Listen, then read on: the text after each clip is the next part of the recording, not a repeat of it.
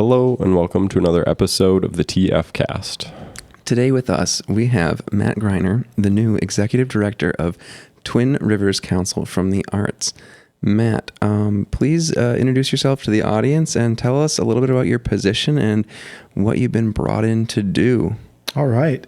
Thank you both, actually, just for having me here. I'm so excited. It really has been...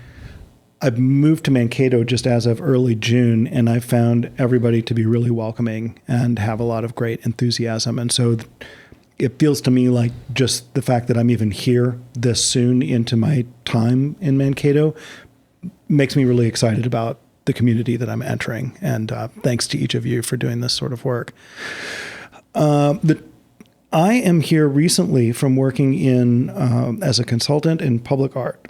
And what I did there was working with communities, cities, governmental agencies, and nonprofits, also economic development nonprofits, to develop arts programming, normally around some sort of specific problem-solving need or issue. So aligning people with new ideas or looking at ways to kind of solve community issues or elevate community assets and resources are the sorts of things that I feel public art is uniquely positioned to do and do well. So that's, in one way or another, my professional work has been about finding ways to put artists to work in the solving of community needs. Twin Rivers is a council here that has all sorts of really exciting things that they've been able to demonstrate. We were instrumental in the Silo Art Project and several other things. We're deeply connected and partnered in helping the Sculpture Walk happen. And those things I've seen a great amount of energy and appetite for here. So even though the pandemic has shifted a lot of our priorities and interests, and it's meant that it's been hard for things to be accomplished. I think as we're starting to learn how to rebuild ourselves and learn how we want to live our lives going forward, we're still remembering that some of these things, like access to green spaces and cultural vibrancy and just indicators around our built environments that help remind us that we have, and we are of benefit when we care for our the spaces that we share, and that we can use our public spaces for good things. That all feels like there is an appetite and an enthusiasm to continue building those things, meaning arts and culture supports and access to good quality public spaces and public resources. That's really where some of my first priorities are, is in finding what of those public spaces we can activate and support and use to strengthen some of the things that we've got that are good going on here in Mankato. With that said, I'm new to the area and have been here barely 2 months. And so exactly what those things are necessarily vague. And I apologize for that, but I'm still doing a lot of listening so that I can understand and make sure that once we start to apply our resources and really put some weight behind some new initiatives, we want to make sure those are things that are going to be what's right. Things that are authentic here and are of good service to the people that form this community. We do have a number of things that will be coming live, some new initiatives in the near future, and I hope to talk about some of those in a more specific way. But why don't, because we have a hot spot for right at the beginning of these episodes, why don't we get right into them? Absolutely. If you want to tee us up with some of the upcoming projects that Twin Rivers is expected to launch here? Sure. So one that I feel very confident about, we're assembling some funding, and it will not happen until we get that in place. But really inexpensive project, just a few $1,000s. And the hope is that we will commission up to 5 artists from our immediate region, so Mankato and Mankato region artists, to develop an original work of art related to something that is just why they believe Mankato is a good place, something that makes it special, something that makes it home. That expectation is very broad. It's just giving an idea of something to respond to. These works will be paid at a stipend for their work, and then they will be reproduced on billboards around the area. And we've got about a year's worth of time. Once those billboards go up, there are some strange things that I've learned about the billboard industry. I've had some questions, so this is interesting. Oh yeah, well maybe I can help you out. But Okay. the billboards will actually have to go up and come down at some sort of regularity. Okay. That will change. But I'm really excited because we're going to get to showcase some of the local work, which I'm just hungry to be introduced to. You know, who's making what, who's doing good things here. So we'll be able to start to showcase some of that while also, you know, demonstrating what arts can do when we have them be an easier and more accessible part of our daily lives. You know, I really, well, that's something I can go on at length. I actually believe that having the art as part of your daily life is almost an essential condition to human thriving, but I can get pretty philosophical on that point. Yeah, I mean, It makes that's things better. Just insert it into the commute. Yes. Well, I can't believe I've never thought of a billboard as being a space for that. But maybe it's because I just see them as like having tacky ads. So I guess it's a learned experience or something. Yeah. I think fun. I mean, they're so visible and they're so open to anybody. I think they're just a great medium. Yeah. That's cool. And so we're just moving quickly past that kind of, were there other big topics of projects that are in the works here? Yes. And I hope these are just the first few of many, but we're also preparing in the very near future, really just within the next week or two, to launch a digital platform called ShopArtMidwest.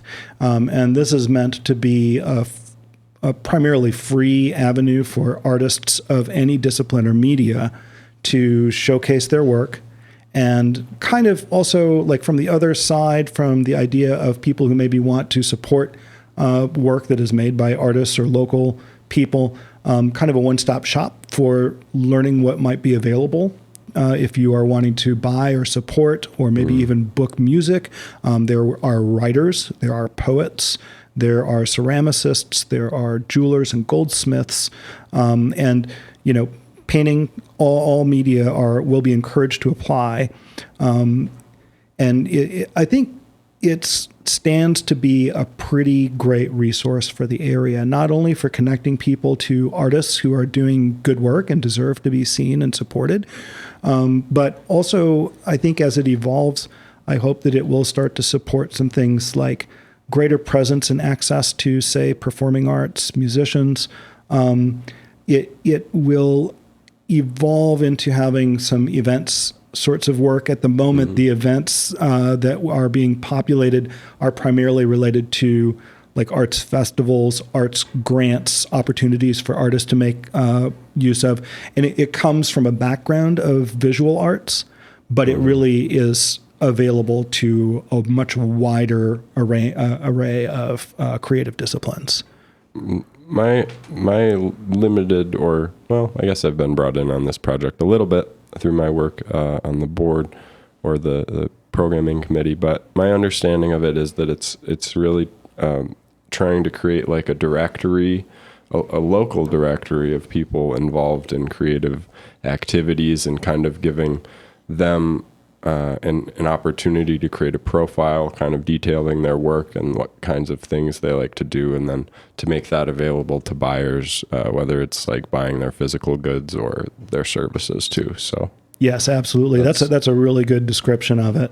Yeah. Okay. Yeah. And so we're hoping that it will become a real hub for some creative activity and generation. Well, I'm sure it opens up all kinds of cool opportunities to do like a showcase or something, and have the festivals with all the artists and stuff like that. So absolutely. That's exciting. Yeah. I'm looking forward to that one. Me too. Yeah. And, you know, the podcast listeners it will be announced on all of Twin Rivers' social media. It really is just a week or two away. Shop Art Midwest. Cool. So artists and people who are interested, keep up with that. Yeah. With a name like Shop Art Midwest, what is your reach looking like there? Are you talking about southern Minnesota, or are you trying to scale this thing? There is no interest or need to take over the world by any means. So that's certainly the case. But I think we are trying to intentionally be inclusive and expansive in who is, participating in this. It's intended to be a pretty wide-reaching and accessible service. So there are already, if you are a lifelong resident of Mankato and are known or tend to identify as being a Mankato resident, but maybe you live elsewhere, that's still fine for participation. Certainly, we would be glad to have people who are makers from neighboring states or at least adjacent areas to neighboring states. We're not trying to be exclusive in that way. And there's just there's kind of a practical reality too. I would say, speaking generally, when one is an artist or a creative producer of some sort, it can be extremely difficult to make a good living or a comfortable living if you're only operating within one market, like your home market, especially if that's not a larger metropolitan area that offers different sorts of opportunities. And so being able to be connected to neighboring markets, I feel, is a really good strength for any sort of creative producer. And my experience has been that often, even with, visual artists trying to find gallery space or wall space or something, there can be that tendency to have kind of a scarcity mindset and a little bit of a protection. And that's really understandable. And I think even, maybe defensible or important in some cases. But there's also, I think, when one becomes more generous with what you're trying to accomplish, you can expand by, just making friends, connecting to gallery spaces in neighboring areas. You can expand, a creative producer can not only expand their own market and start to get work in other places, but they're bringing new ideas back home as well. In addition to perhaps like other creative makers that they've met in other places who then can start to expand their reach as well. So I'm sorry, that's kind of a longer tangent, but the answer is Shop Art Midwest specifically is really looking at kind of south central, our southern area of Minnesota, and even the Mankato region. That's our home. But if we're able to attract buyers and artist participants from the Midwest area in general, I think we'd welcome that. And to speak a little bit what you just said there in your tangent about networking, I would say that one of the things that we regularly face as a topic on this podcast is how saturated we are with talent in this area. There's a lot of really good art and really good music here, and there's also some good galleries and places to play out. But people are always wanting more in this community, more places to show, more places to do, and I definitely think that the more services like that will go a long way in the area. Also, I was thinking about your opening statement a little bit, where you talked about coming from another place, and some of the things that you mentioned about Mankato, like the public art. I wondered what your perspective, as a person who's done this type of work already, was about Mankato's like public facing art. Like I hear sometimes people describe us as like a city with a lot of like murals and stuff like that. Like what your read is on the public art in Mankato, because I do think it's I actually don't know very well how to describe it. Yeah, I would go back to what I was saying earlier about the energy and enthusiasm. So it feels to me very much like the public art that is present in this area and the places where arts and culture are starting to work more in our public spaces. People are seeing that it's here and that they like it. The Silo Art project in particular is, one could look at it as a mural, right? But it also is central, monumental. It speaks to, and I think authentically from, a number of cultural viewpoints. And it attempts to show that Mankato is something more than It's something more than. There are things happening here. There is enthusiasm and excitement, and when an idea is interesting and good, people come together in order to help make it happen. I think with growth and new opportunity, we're going to find that can happen not only in large spaces like, say, the creation of a pretty spectacular mural, but also perhaps in programmatic spaces where we're starting to help support local artists. That's part of what the Billboard Project is really aiming to initiate, that sort of outreach. And I also have as a really central goal for Twin Rivers to continue its role as something that collaborates and connects across some of our other cultural nonprofits or cultural affiliated nonprofits. And each of those things, I think, are opportunities for artists and the arts and culture to show how vital they are to living well as a community and growing stronger as a community. So maybe another way to address it is murals and, what can be murals and sculptures on pedestals by themselves and without much consideration are understood as being art, and they do good things, but they don't necessarily push all the buttons and levers that art and culture that is coming from a place that's really authentic and built from the place that you are, that can... When you are working from a place where you're building on existing strengths and assets, or working as a collaboration with a community to solve a problem or better understand or address something like, say, water quality or stormwater, work or energy production, or even just connection to green spaces. Those are places where I think the arts help us connect to each other and to ideas in ways that marketing alone, that other more traditional ideas don't really help us connect in a way where we're feeling, where we're like really engaging or wrestling with ideas that can be hard. I believe that art can offer new platforms for people to like join and connect, right? And so where there are opportunities for art to do that, that is what I hope we can do more of. And I think the existing appetite and enthusiasm for work that is already here and is very successful will allow us to grow towards those things.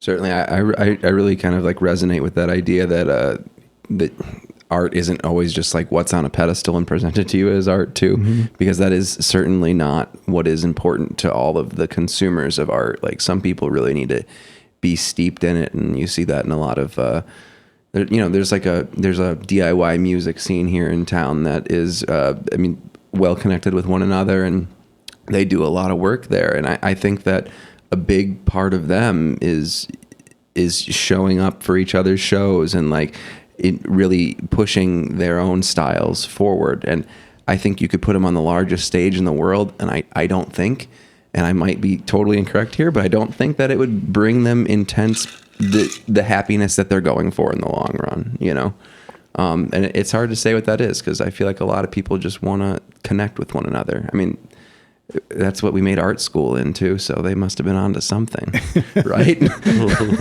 I hope so. Yeah.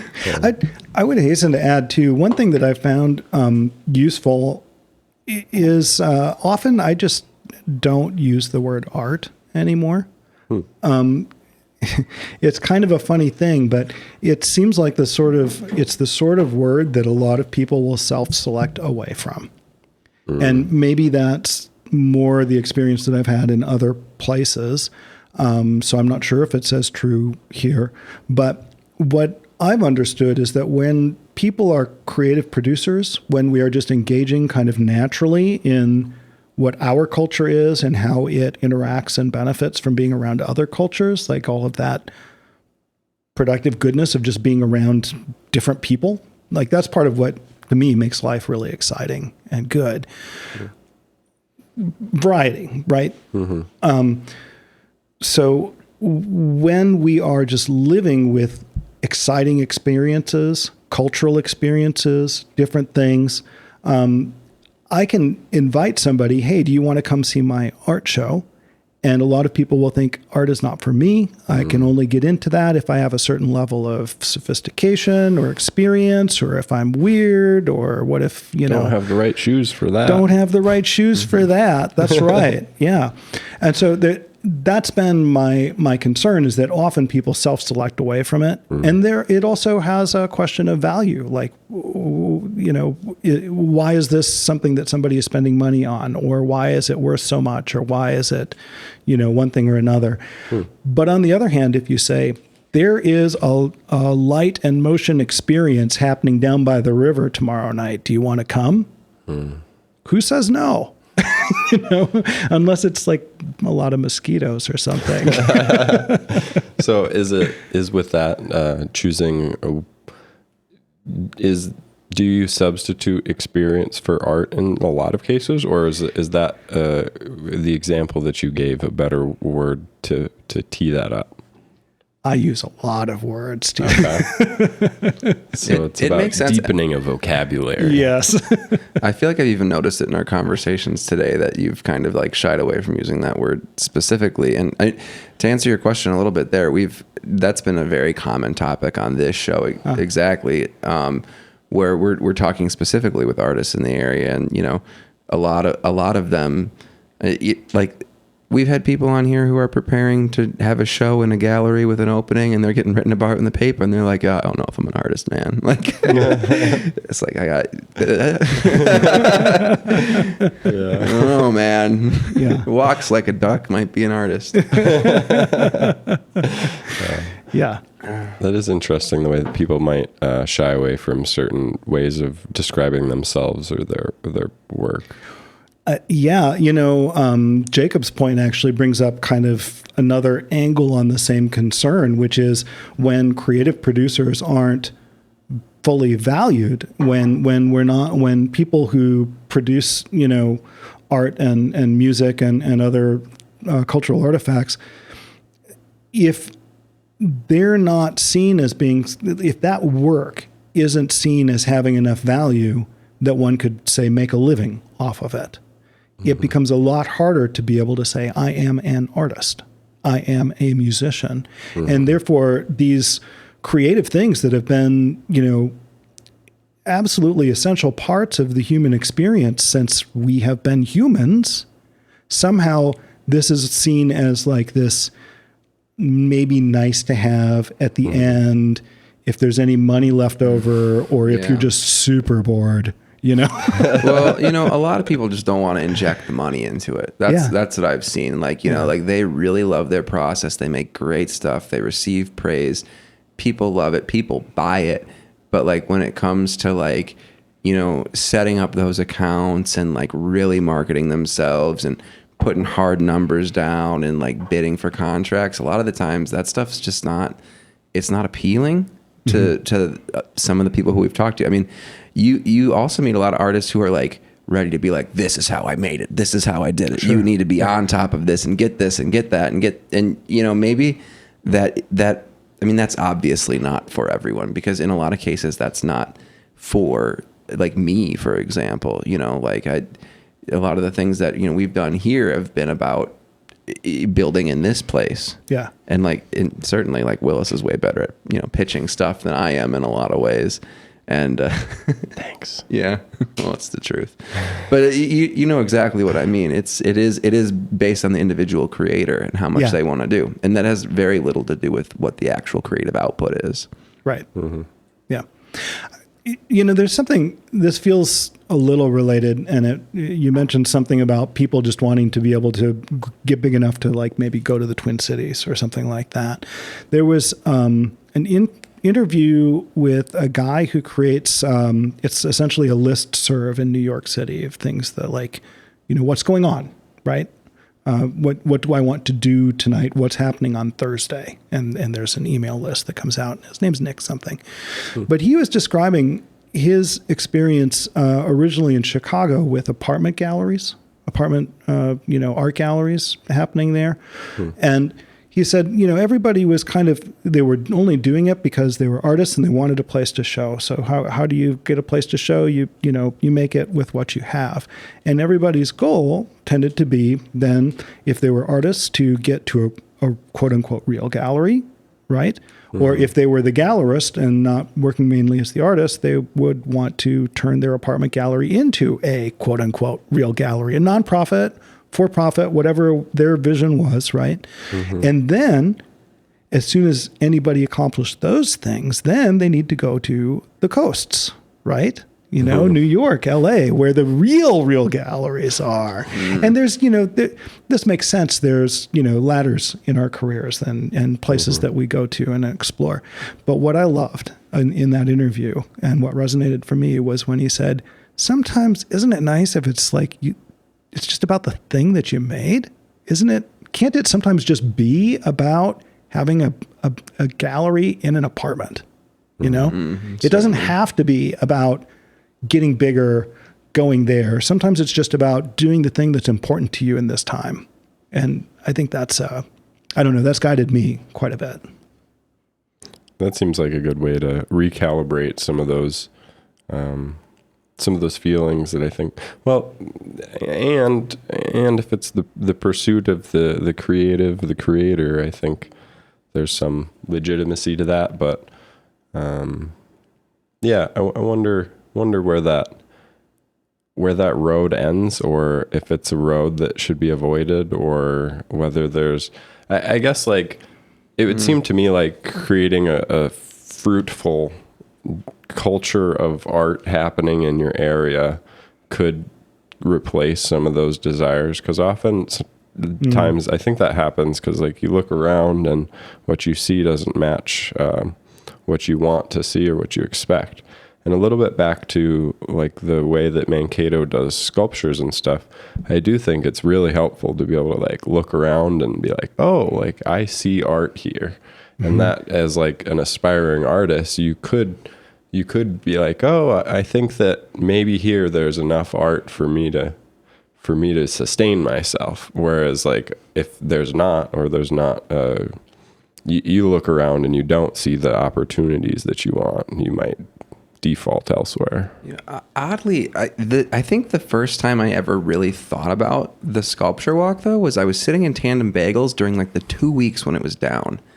And it was raining, and I looked down 2nd Street, and I was like, this is just the saddest bullshit. And, like, it took me a minute to realize that there was just, like, none of the art was there. And I was like, oh, like, it's really, like, nice that that's normally there. But yeah, that was like my moment. And it kind of, like, jogged me. And it was odd because I haven't thought about, like, I guess I don't know the steps to be anywhere near that, but I do see it. I think of the sculpture walk as something that I go to a couple times a year, not something that I am constantly experiencing, even though I do constantly experience it. I drive by it daily, Sure. So many things from that. For one thing, I just love the how real you made, like, the lack of art just turns our lives into sad bullshit. Like, I want posters. Yeah, I would take, like, the Lamborghini Countach from the 90s poster up there. Yeah. Just slap it on the side of the event center. And it gives me another, because I've wondered about what maybe could be done with those pedestals when they're empty. And I've been imagining if somebody could do, like, a motion capture of, like, some of the ballet, and then have people doing, like, augmented reality pirouettes and things on those pedestals during the downtime. I think that would be really cool. But now I see that there's value in just letting people realize that they're better off when the art is here. Contrast. It's the blank space between your strokes, or it's the space between notes. It's the absence that makes the heart grow fonder. Yeah. Well, maybe that's what we should do where we just go cover every piece of art in Mankato with a burlap sack for a week. Just for a week, yeah. We might need a big one for the silos. But we'll figure it out. That would have to be a work in itself, the burlap cover. Maybe that is interesting though, that like the hiding it or the absence of it. There's a lot of like guerrilla artwork in Mankato too. That like I don't think anyone's paying anyone to put those eyes all over the boxes. Yeah. You know, and like I'm constantly seeing new ones like up on campus or like way the heck over there, just somewhere random, like where you wouldn't expect that whoever, I honestly, I don't know, someone in private who's watching this, tell me later who's doing it. I actually don't know. But yeah, I mean, it's interesting how dedicated whoever's doing that is.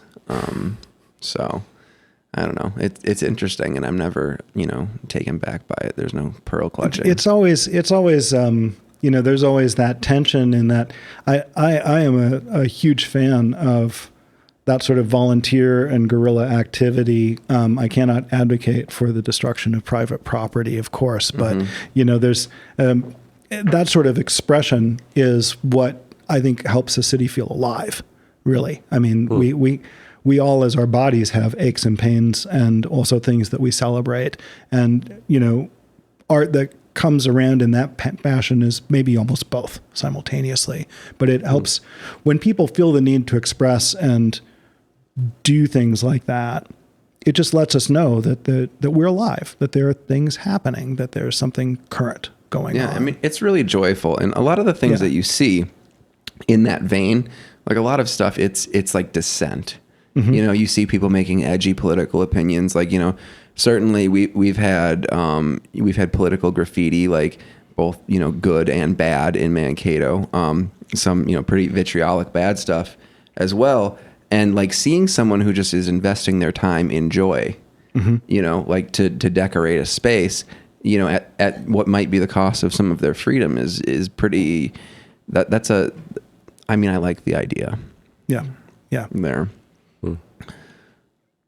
The best use of our public spaces is if they were helping us connect to each other, to connect to ideas so that we can live with each other better, and express dissent, have discourse about the things that we're struggling with. And I think it's interesting that you mentioned that people are trying to celebrate joy possibly at the expense of their freedom. I've understood that the idea of allyship does not happen until one is at risk of they're losing some of their own privilege. And so that kind of speaks that same language, which is not necessarily how I've thought about that sort of creation of art in public spaces. Appreciate that. Yeah. And also this is just this is totally different. I felt that one kind of like losing a little energy, but I was thinking about the end of the road for the apartment gallery. I don't think anyone's ever hung an art show in the International Space Station, but that would be sick. I don't think there could be a more elevated gallery. Maybe it was the Mars Cup that was bringing me into it too. But like, if the coast isn't doing it for you, just a few works up on the wall there. That's true prestige. Well, they like their photography up there, so I think you're onto something. I think it could happen. Yeah. Space galleries. It would require international collaboration as well. Very, very, very nice. One thing also to go back to the idea of all of the sculptures and what they do for like the sense of texture in the downtown area. I personally was not real excited about murals in general for a fairly long time, because it seemed like really it was just kind of one of those things where it's the first off-road or first exit off the interstate. If you're thinking about public art, you're right there, mural. This is and you can stop and you can do that. They tend to be inexpensive. What I'm saying is, for me, they often seemed kind of easy, and they didn't often contribute by themselves to the aesthetics or to like the greater ideas of what a space could be in a way that was super exciting for me, until a couple of years ago. And I was visiting the Little Haiti area in Miami, and there was a mural on every vertical surface. and there was a mural by a different person with a different vision, with different skills, with different budgets, with different political or non-political intent. And I think the thing is, much of the time, things like some murals or other things, if they don't change, if they're not of a place, they kind of just become like a tree. You know, it's like a thing. I had this exact thought or something very similar, where the saturation of them is what brings like a diverse landscape. I was taking some Yes. I've been driving out to like small towns and just taking photos. And I was in this town called Good Thunder, which is very close. But in the middle of the town, they have this they have a mill or some kind of farm, a place where farmers take things, presumably. And there's a huge mural on it. And I walked every street in the city, and it was the only piece of art that I saw.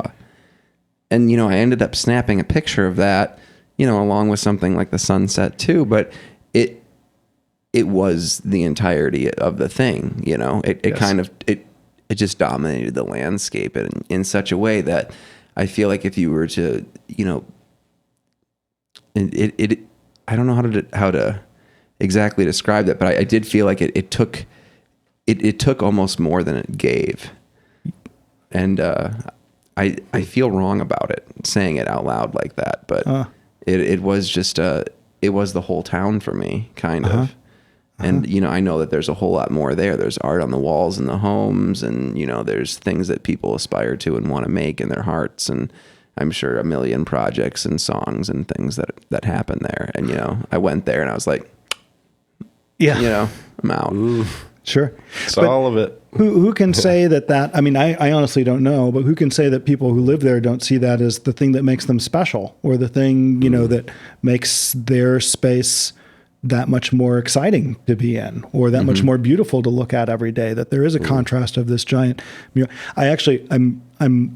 I've recently learned about that exact work. And it's by an artist who's quite well regarded and is in the collection of the Walker, and I should know his name, and I can't think of it. I apologize, but it's a cool mural. Yeah. Yeah. Well, maybe it's that you got to find the right amount of murals and works, I guess with public art being in public spaces, it's probably just more about utilizing the space as well, and figuring out how many things it can sustain. Or That's what we hired Matt for. we got the guy. Cool. So yeah, what's the right number of murals for a city to have? There's a formula, but I'm not allowed to divulge it. on the record. Actually, I've adopted a number of unofficial mottos or slogans over the years, and one of my favorites is "More is more." So I think more art is better. That's pretty much my take on it. Yeah. Well, you want to like wrap it up on that one? More art is better. I feel like we could talk all day, but do we got any final touches for what's important to keep an eye out for Twin Rivers coming up here? You know, one of the things is our social media has not been super active, but that is very much the place to look for anything that's coming up. And I'll look to guys like you to help, you know, share the word when things come out. But if people could watch the Facebook page for Twin Rivers Council for the Arts for announcements for the Billboard project, we're very much going to be needing submissions from great artists to make work for that, as well as the ShopArtMidwest. As soon as that goes live, we're going to really want more people who can sign up and participate, the better. And early registrants, it will be free for at least the first period that it's open. yeah. So stop on ShopArtMidwest. I'll be selling something there, just as part of day one. I'm gonna sell something there. Nice. Cool. All right. Thank you for joining us for the podcast, and it was great talking with you. Thank you, guys. I really appreciate it.